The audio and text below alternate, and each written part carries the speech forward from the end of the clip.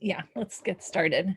Welcome everyone to the Arts Lunch at United Theological Seminary of the Twin Cities. I'm Jennifer Oz Freeman, and I'm the Assistant Professor and Program Director of Theology and the Arts here. And we're really excited to have Olivia Kamil Smarr speaking with us today. And we're so excited that we're going to introduce her as much as possible. So I'm going to hand it over to Stephanie Pescatelli, who's also an ARC fellow. Stephanie. Thanks, Jennifer. My name is Stephanie. I see some new faces, either United students I haven't been in class with, or perhaps friends of United and ARC. So welcome everybody to Arts Lunch. And I'm so excited and grateful to have Olivia Kamil Smarr here with us today to present. I know Olivia, as Jennifer mentioned, through our fellowship together with Arts, Religion, Culture, better known as ARC, along with Peregrine, who is also here, and Max has also been a fellow in the past. And I see some other ARC friends, Tahina, who is our fearless leader, fearless coordinator for our fellowship group, and Tamisha, who's actually the executive director of the organization. So I'm just feeling all sorts of excitement to have so many Theo poets in the room right now. Lots of some kindred spirits of organizations coming together. So this is just really fun. And so as ARC fellows, we meet fairly regularly to do creative scheming of various sorts. And during our last meeting, Olivia mentioned that she had been working on this really cool presentation, which she called Witches. And the group of us were just like, ooh, what is this? So I think it was Peregrine, I'm gonna give you credit for suggesting Arts Lunch as a way for Olivia to share this with us and some other folks. So thank you for that. Yeah, and just an excuse to get the whole gang together. And it looks like it wasn't just us who were selfishly interested. A lot of folks are here today. This is definitely, Olivia, I know I said that this is like a small handful or scrappy group of folks who gather, but you have attracted quite a crowd. So sorry, not sorry.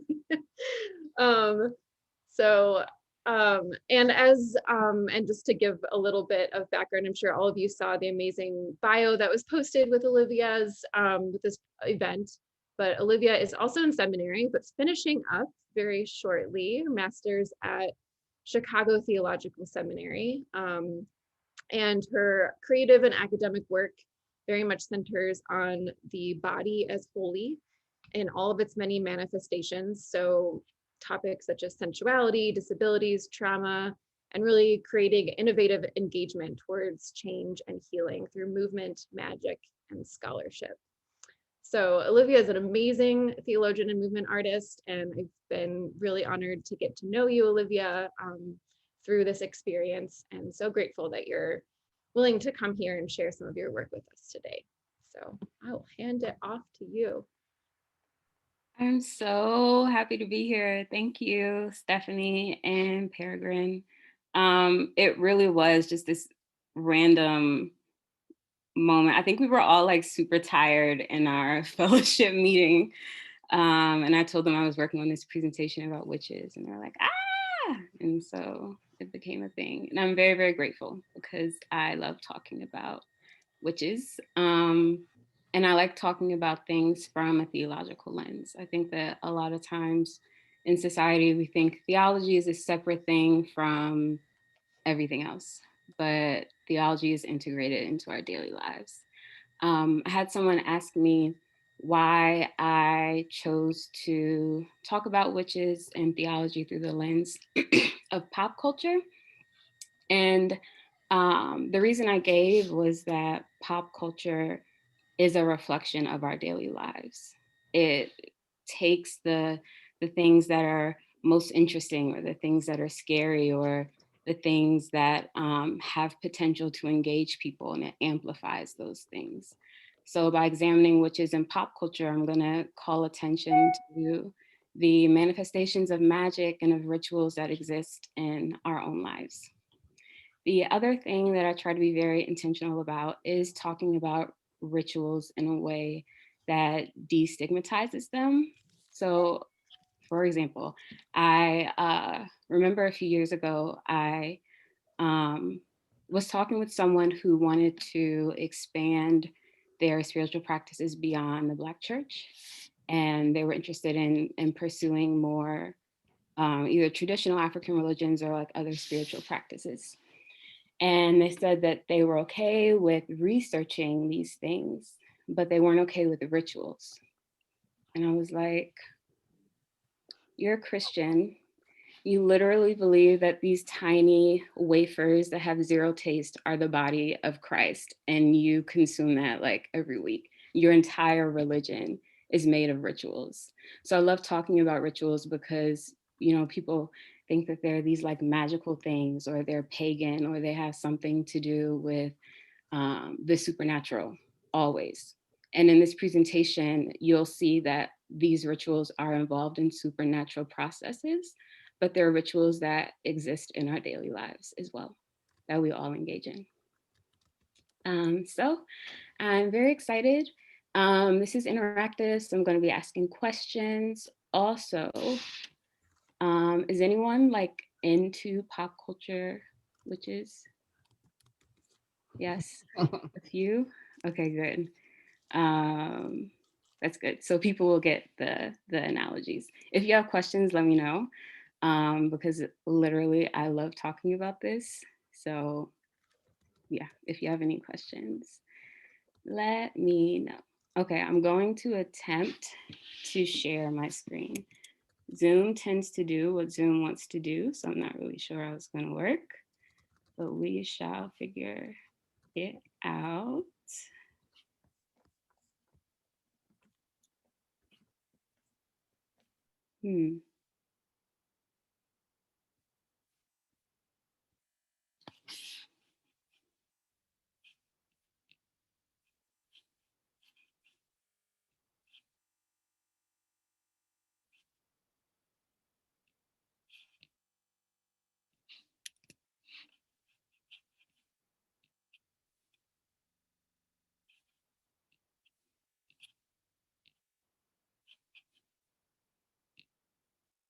Okay, can you see? Yes? Okay, cool. All right, so the title of this presentation is Witches, or Feminist and Womanist Rituals of Ancestry and Magical Connection. I wanted to just call it Witches because whenever you hear like the term, whenever you hear witches discussed in pop culture, it's always like, oh my gosh, witches. They're these scary things to be feared for their power, the way that they're able to manipulate nature.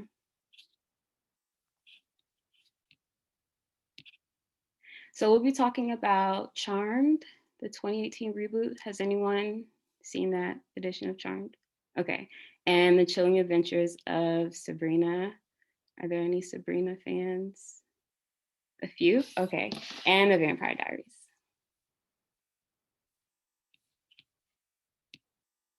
So what I want you to think about as we're going through this presentation is, where does supernatural come from? Supernatural power come from? And what rituals do we use to access it? So feminist rituals. If you're familiar with Charmed, the reboot, basically, it's like a reimagining of the original Charmed, but the girls are all women of color. And as they're fighting all of these forces of evil, whereas in the original version of Charmed, they had these like warlocks or demons that they basically fought every episode. That was the plot. In the new Charmed, the plot revolves more around social justice issues, around societal issues. So their witchcraft is not just used, it's not just used on a personal level. Their witchcraft is used to transform society. And the way that they do that is based in their identity as women of color. They practice generational magic. And one of the ways in which this Charmed reboot differs from the original Charmed is that in the reboot, not only is there more representation of witches of color, but the Charmed ones are actually a part of a legacy of Charmed ones that have been active throughout generations. So every generation has a group of Charmed ones who are supposed to be the ones to defend the world. And so when you consider that, it's interesting how in this particular time period, the Charmed ones happen to be 3 young girls of color. The interesting thing that I love about Charmed is that their most powerful spell is the power of 3. Basically, when they are facing the worst imaginable supernatural threats, or the world is ending, or they're about to die or whatever, it's not spells from the Book of Shadows that they use to rescue themselves. It's the power of 3 spell. The power of 3 spell is simply the power of 3 shall set us free. And they repeat that over and over again. So the fact that their power of 3 spell is the most powerful one is an indication of how strong their bond is, and how in witchcraft and in these rituals between women, there is strength in community, there is strength in connection, and there is strength in being able to unite and have a shared power. So one of the terms that's commonly used to describe witches is weird women. So I want you to think about, what does it mean to be a witch? What spiritual and divine gifts are associated with witchcraft, and why? And how are these gifts and powers described? Does anyone have input?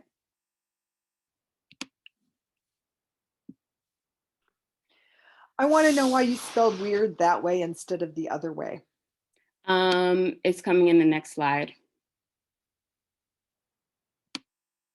So in summary, it's just because of the examples that I use, that's the way that pop culture spells it. I once heard, where did I hear this from? I think from like Ray Bradbury's Halloween Tree.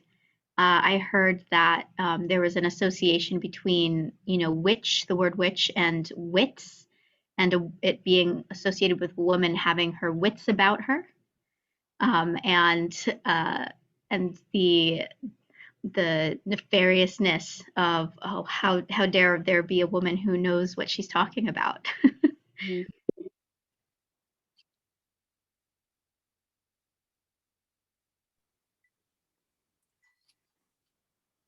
Yeah, I would say I think of it from a sort of scholarly realm that I'm in, and medieval writing and Middle English, and its relation to previous Germanic and Nordic traditions of weird and sort of the fates, and the relationship between women and fate and seeing in the future and destiny and all these things. So that's kind of how it lands on my ears. Weird women.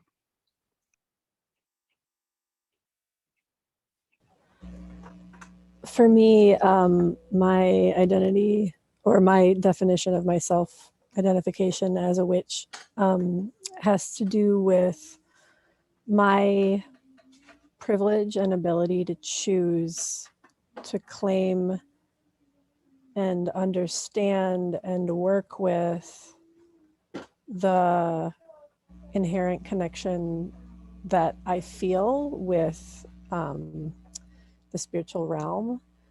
And again, to be able to choose to develop and get to know that better.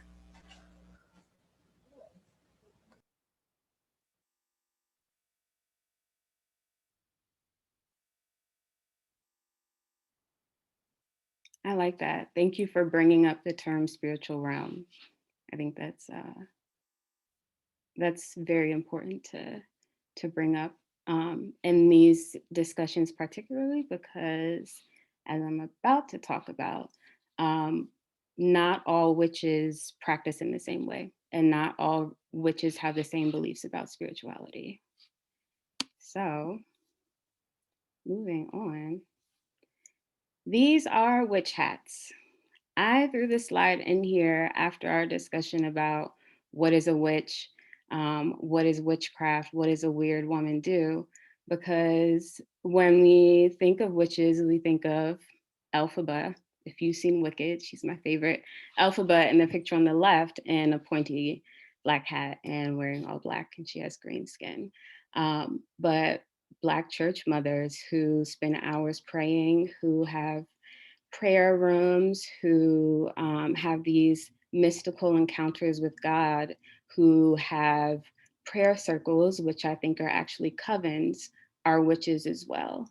And by bringing this up, I'd like to just illuminate and once again destigmatize what it means to be a witch and what it means to use your spiritual power to make change happen. And in this particular presentation as well, to highlight the magic that happens when women connect. And the same way that Elphaba is able to do these magical things, Black women in church with their church hats are able to do supernatural, incredible things through the spiritual power that they have. Okay, all right, yes, it showed up. So we're gonna see if this works. So in the Chilling Adventures of Sabrina, this is where the concept of weird women came to my mind when doing this presentation.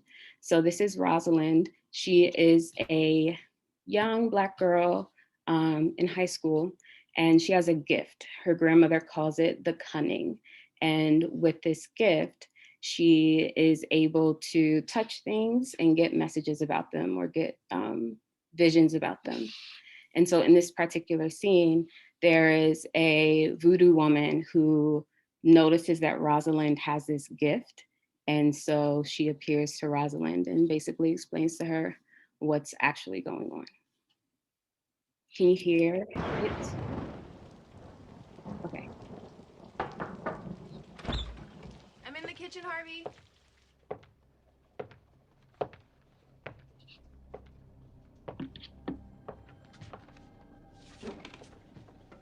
Can I help you? So, I am Mambo Millie. I know who you are. Why are you here in my house? I came to tell you that you are no cunning woman, as you believe. You, Shelley, are a weird woman. A witch. That's not possible. It is. Your Met-Tet did not tell you the whole truth about yourself. My what? Your guardian spirit. I think you call her Nana, n'est-ce pas? It is better if she explains it to you herself.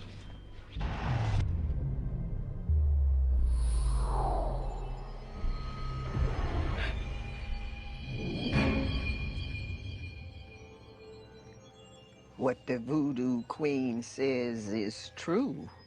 We Walker women were witches.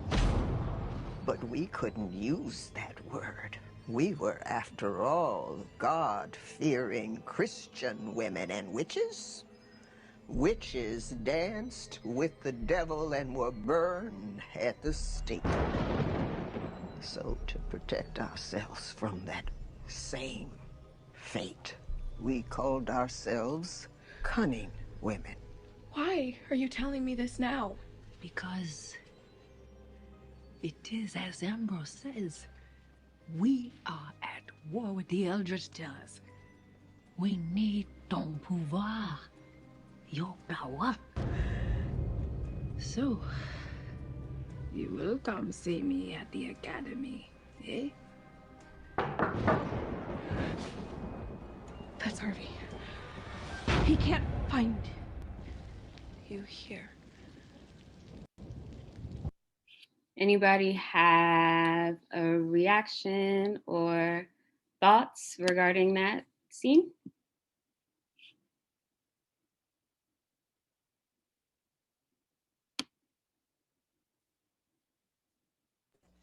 This is like kind of a more general reaction, not just to that scene. But thinking about like having an overlap between witches and Christianity is kind of new to me. Like the witches I've met have been like very definitely outside of Christianity, not connected to it in any way, shape, or form. So it's really interesting to think of it in like a more nuanced, intertwining way.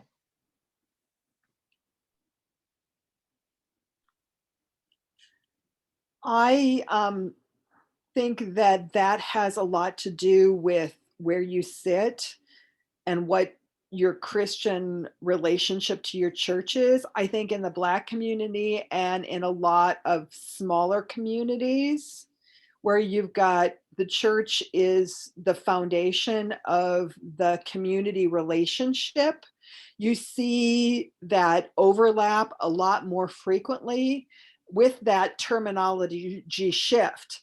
Whereas in some place like, Minneapolis, it feels disrespectful to a certain understanding of Christianity to overlap in that way. Definitely. I would also add that one of the reasons why I did want to talk about Black witches and show that scene in particular is because in Afro-diasporic culture, the traditional mystical and magical practices that come from traditional African religions have been syncretized into the way that we practice Christianity. So we don't necessarily use the term like spells or witch, but we call ourselves conjure women or root workers or people who do hoodoo. And this is all derived from what would be considered witchcraft in a West African context.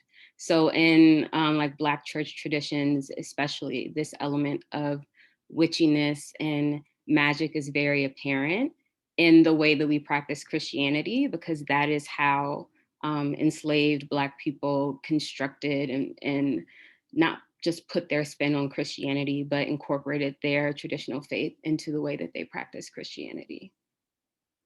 So it's like, it's not just, I could go off like on a whole tangent about this, but it's not just the presence of these witchy practices. What I'll go into later is that it's about the ancestral connection. So these practices, this use of magic, this use of connecting with the supernatural is also a way of maintaining your culture and connecting with your ancestors. Yeah, I grew up, my family is from Gullah people, one half of my family. And that scene reminds me of generational conversations about God had, my great grandmother, God has not left us, didn't leave us in Africa, but brought us here and gave us new names. So right outside my window, I have a big old bottle tree reminding us that it has not left. So I think that your point about syncretism is absolutely important. I think European Americans dichotomize these things much more so than Black folks, particularly, because that scene is a familiar scene to many Black people. Whether they know what the language is for either of those is, but it's a deep feeling, and being left alone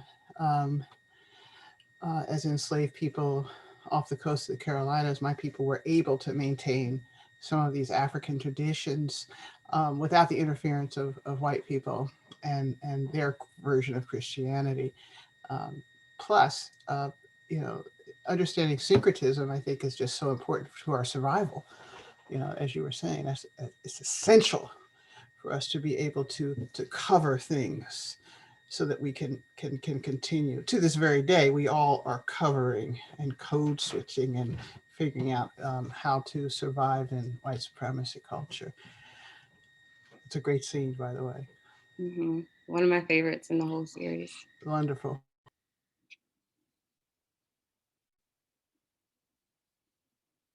Any other thoughts?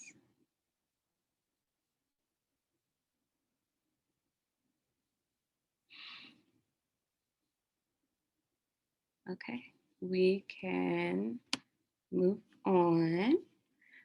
So this is basically my transition into this exploration of womanist witchcraft and rituals. So we'll be talking about Chilling Adventures of Sabrina, which that scene was from. So we have Roz in the middle, Mambo Marie on the end, and then the woman in white is Prudence. So all of these women come from different witchcraft traditions. So Prudence would likely be, you would probably consider her to be Wiccan, think of her in like that sense. And then of course, Roz, we just talked about, comes from the African-American tradition. Mambo Marie comes from the voodoo tradition, I think Haitian voodoo in particular. And what I want us to think about goes back to the discussion of Afro-diasporic connection, which I just talked about. And so think about what happens when we have these three witches from different parts of the African diaspora who have their own African, like deep roots of how they use magic and how they engage with the supernatural, combined with the magical powers and magical experiences they encountered in the different cultures that they grew up in, or their community based on their location. What happens when you have such a diverse power that comes from these different parts of the diaspora, but also has this strong root in traditional West African culture? Like the significance of that power could be phenomenal. That's like layers and layers and layers and generations of powerful connection that you can draw from. And I think that this particular scene or whatever of them holding hands is great because it's a representation of what connecting that power looks like. The process of holding hands, the process of being in physical connection with someone, and what that feels like when you hold someone's hand in a spiritual way and you can just feel this invisible power between you, and how that symbolizes unity and how that helps you or whoever is involved to feel not alone and to feel their power be magnified. And what's significant about this that I love is that this whole thing happened literally when the world was going to end. And these Black women were given the task of being the sentinels. So they were the ones who monitored the cosmos and made sure that everything was functioning well. And if there was ever anything wrong, they were the ones who handled things. They each have the power of telepathy. So it's not just their physical connection that exists and helps them.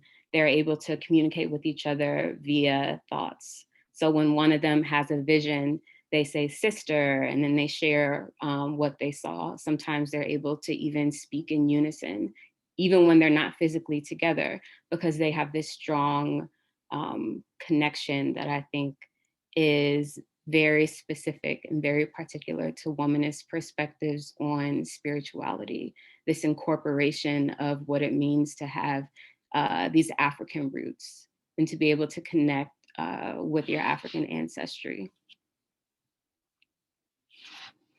So these are the questions I have for you to think about. What power comes from, like I said, connecting with those, with the magic practices of different cultures. And specifically, I don't know if any of you all hopefully are familiar with Joy Bostic, Dr. Joy Bostic. So she has a book about 19th century African-American mystical activism. And in this book, she conducted a focus group with Black women in New York of all different religions. And she had them talk about their religious practices. And at the end of the focus group, she noted that a lot of them said that they practiced things that were a part of other religions, or like the Christians didn't just practice Christianity. And so she asked them, like, are you aware of this? And someone spoke up and said, honey, we use whatever works. And so that is another indication of like, one, in Black communities, spiritual efficacy is very important, specifically amongst Black women. And also you can use these syncretized practices. We can draw upon our African ancestry and the different ways in which not just your particular culture has engaged with spirituality and witchcraft, but the ways in which your siblings from another part of the diaspora have also engaged with those practices. And through African roots, we can share those practices and those beliefs and create this magnified spiritual power and force that can create change. The transfer of power, I think that in each of these shows, you see what happens when you connect physically, as I said before, when you are able to be in union with someone else, specifically holding hands and thinking of, I'm a movement artist, so I think of embodiment a lot, but specifically standing and holding hands and feeling power from your soul or your core or the center of your body flow through your arm into your hand and connect with someone else's hand, and then flow through their arm and into their spirit, their soul, their center, and then flow out through the other arm. So like, what does it mean to have that power flow in this non-linear fashion, where it's not just something that is from one to the other, but this like living electrical connection between people? Before I move on, does anyone have thoughts that they like to share?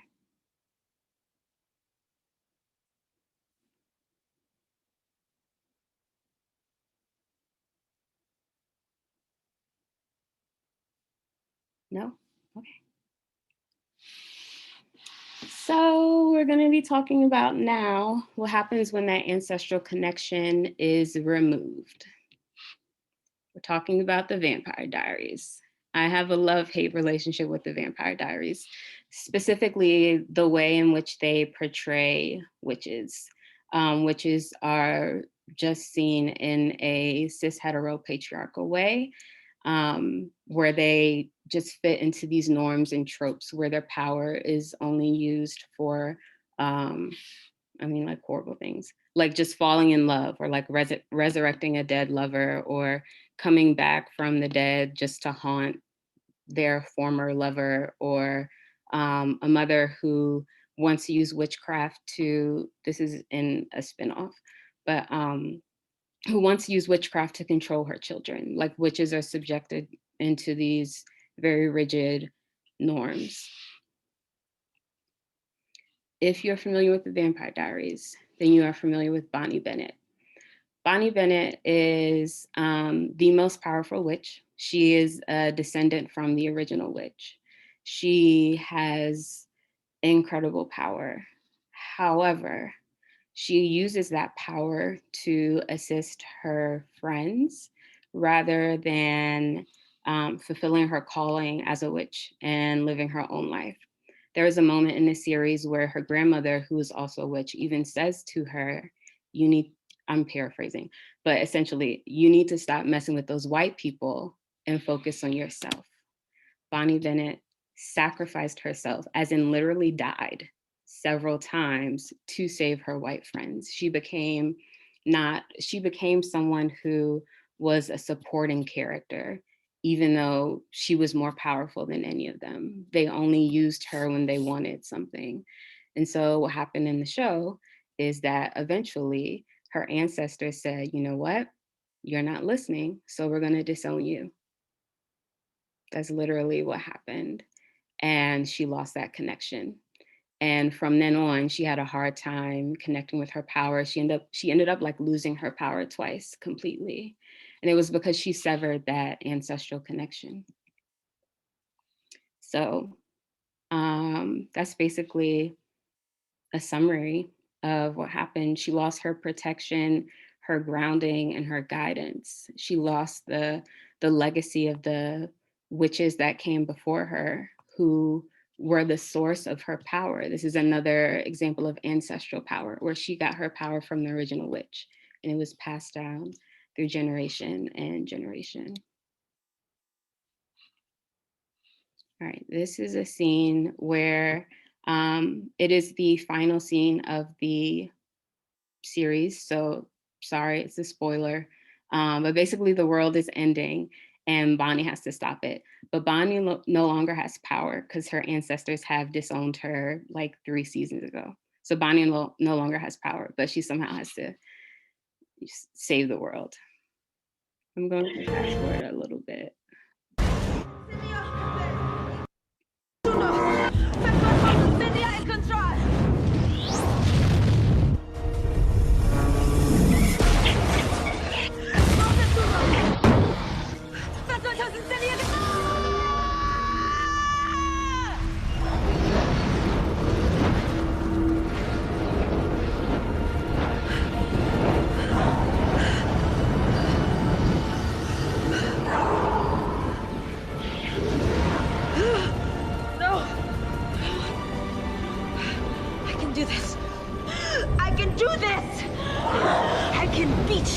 You can't have me! It's not my time! Now you're finally ready to live. Hi. Keep fighting, love. It's too strong. I can't do it alone. Nonsense. You are strong enough to do anything you put your mind to. And love, you're not alone.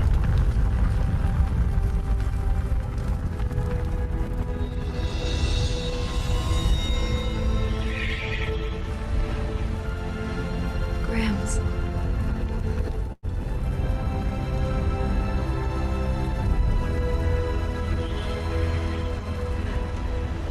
Esmatos, insidia, movet. Esmatos, insidia, movet. Esmatos, insidia, movet. Esmatos, insidia, movet. Esmatos, insidia, movet. Esmatos, insidia, movet. Esmatos, insidia, movet. Esmatos, insidia, movet. Esmatos, insidia, movet. Esmatos, insidia, movet.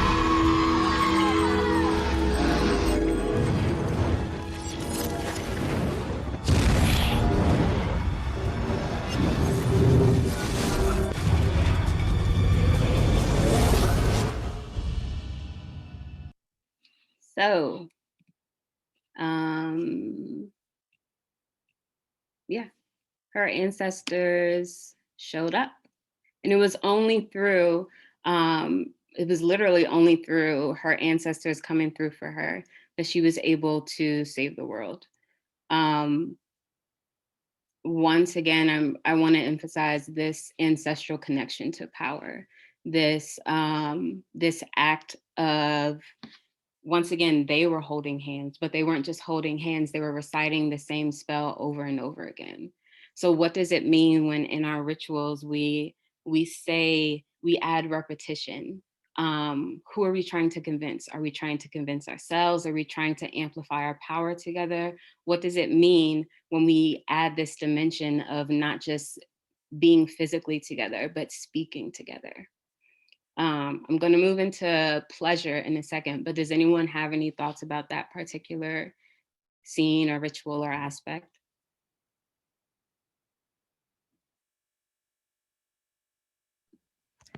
I'm not familiar with the show, but it was interesting to me that the spells were in Latin, which is, ultimately tied to like Roman Empire. I mean, I'm curious what you think about the language aspect of that.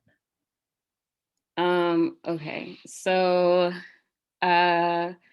Julie Plec is the creator of the Vampire Diaries universe. You know how every series has like a villain? Julie Plec is the villain of the Vampire Diaries universe. So some things don't make sense. And she completely lacks any sort of racial or like cultural consciousness, period. So that is why. Yeah, thanks. I mean, but it is a great point that like when people think of witchcraft in pop culture, they automatically go to these Latin spells, this idea of, like you said, Roman or like European witchcraft, rather than exploring or acknowledging the other cultural forms of witchcraft that exist. What I really appreciated about that scene, about when she really had a need and was open to it, her ancestors showed up, is that it speaks to the access, the spiritual access to ancestors, even when you've lost that connection. And in the diaspora, that's critical. But that's also true when you see adoption or those kinds of things as well, that you can still stand on the power of and connection with your ancestors, even if you don't know what that connection is.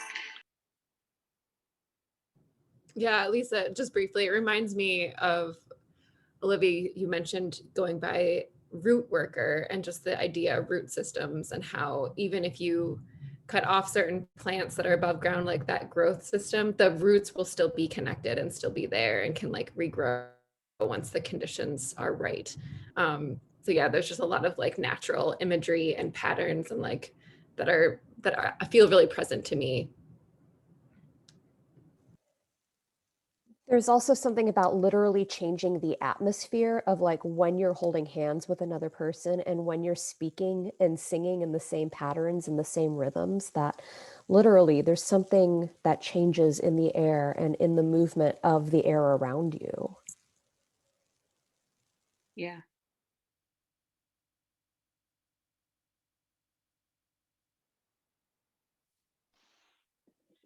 Yeah, that piece about the piece about the repetition makes me, I was just swinging in the backyard earlier today, and I think just physiologically it takes us a little bit to make a shift, and the repetition gives us time to make that shift as part of what I see happening anyhow. Yeah, definitely.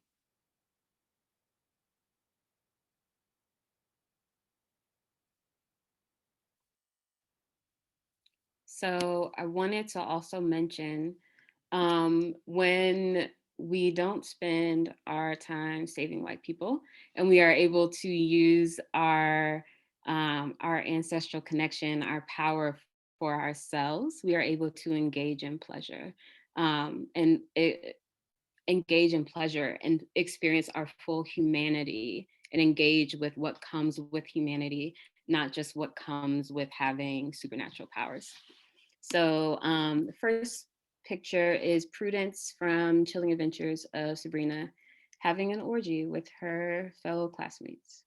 Prudence and Ambrose, who is next to her, are like excellent examples of sexual liberation in the series, and witches who embrace it's weird because they condemn mortals, but they really embrace their human experience and their human side.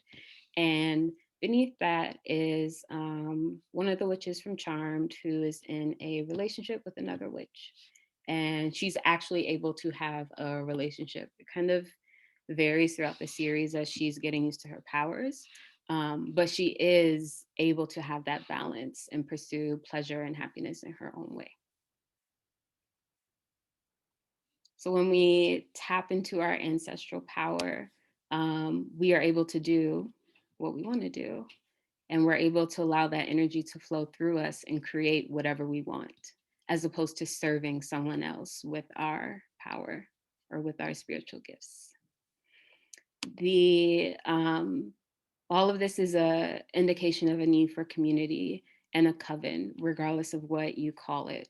But for women of color and for Black women, particularly being able to have shared spaces where we can connect, where we can discuss our identity, where we can support each other and guide each other and mentor each other, and also share the burden of what it means to have supernatural powers or spiritual powers is extremely important.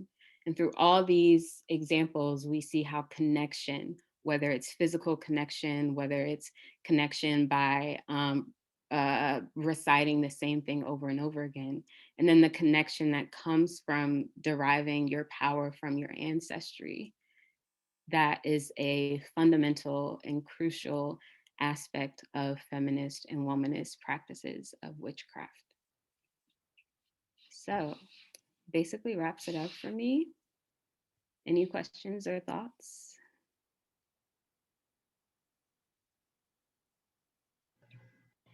Going along the lines of the embodiment and the joy, I'm also thinking about some kind of earlier pop cultural movies like Witches of Eastwick, right, where there's a lot of like sexual liberation. They're just kind of getting it on. Interestingly, like with the devil, I think that there is a strange dichotomy there, right? But yeah, they and it's Jack Nicholson of all people. But there, but I was always fascinated by this the collective power also of laughter and the way in which that was so incredibly disruptive there, and also in another movie, The Vitch, that I think came out maybe 5 or so years ago, where like the last scene that's supposed to be like the most terrifying scene is she goes out and sees that there are other women and she's like naked with them, and it's her laughter at the very end that's like the most horrifying thing, as she's laughing with all of these other women, and they're doing this repetition, right? And I have no idea what language they're using. It's not clear. But so just the powerfulness of that embodied joy, and how transformative that is, as well as those kinds of really physical connections, also is running through my brain right now. Thanks, Larissa. Larissa's another Arcel fellow. Just wanted to shout out. Thanks for making it. I was also thinking about the connection between, well, so since we're talking about pop culture and like representation on the screen, the Bechdel test came to mind, and this connection between like this fear of, it's not even that it's uninteresting, it's a fear of two women having this conversation that's not about romance and love, which you indicated as like this disempowering aspect in the Vampire Diaries, and just this like cultural fear of women and like non-males, basically like having these relationships and these connections, embodied connections specifically, but emotional connections and the power in that. And I was just wondering if, those two last images you showed were definitely like representing a certain kind of queerness. And I'm curious about that connection and how you've thought about that in this work. That is a great question that has a variety of like implications and exploration and answers. It's something that I thought about throughout this whole like research process, the queer aspect of it, because so like the womanist connection of witchcraft, like that is very deeply rooted in the identity of being a Black woman, like that ancestral connection. But it's also not in African cultures, gender isn't as dichotomized as it is in Western culture. And so, for example, if you think of hoodoo or root work in the US, a lot of those root workers are male. Like you don't have to be a woman. Or there are people who don't identify as either male or female. So I think that, it's like a really, really wide topic. I think that what I wanted to emphasize for this is the specific political and cultural identity of what it means to be a Black woman, and specifically womanist values, and how that particular identity and the practices, the cultural practices and traditions of Black women are related to witchcraft and the way that they connect with the supernatural. I have a thought and a question. So the thought is just, I'm really struck by this, like, I don't know if it's a paradox or this reality really of just having to accept a term like, or of using a term or finding utility in a term like which has been so dehumanizing or been used in such dehumanizing ways as the way to be rehumanized. So this idea that the connection to self and pleasure and a full spectrum of humanity accessed through this kind of term that in white patriarchal Christian society has been used to dehumanize and kill people. So I'm just struck by that, the power of reclaiming witchcraft as reclaiming a term that has been used to dehumanize as an avenue for humanizing. So that's one thing that I'm thinking about. And then a question I have is the experience of time in witchcraft, and through all the clips you showed, there's the sense of history is not something that you can't access. History is living, continuing to speak, always present with these the women you talked about. So I'm curious what the relationship is between the past or history or time and witchcraft. I'm so happy that you asked this, because this is like an opportunity for me to share one of my most fundamental theological beliefs, which is that ancestry is a living connection. So I think that a lot of times when we think of ancestry, we think of going back in one direction. I don't think that's what it is. I think that connecting with the spiritual ancestral power is tapping into a living connection. So it's not necessarily that you're gaining power from your ancestors. You're connecting your own spiritual power with their ancestral power. And it goes both ways. It's not just something that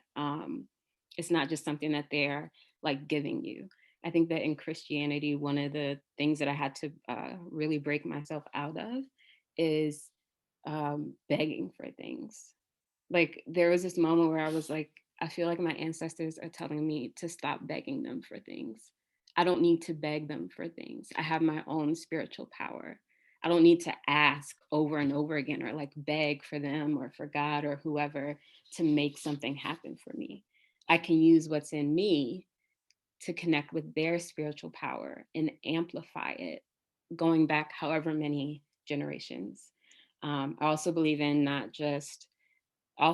spiritual ancestry, not just as something that is just related to blood ancestry.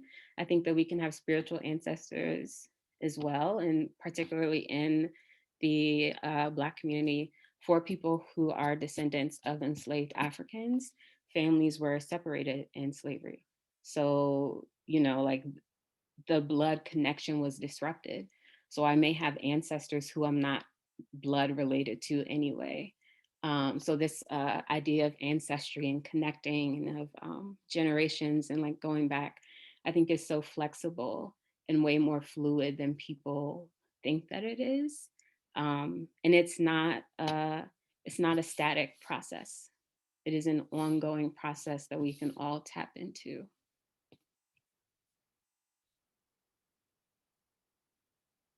Thank you, Olivia. I think we have maybe time for one more question before we wrap up here. We're approaching 1 o'clock. Anyone has another comment or question?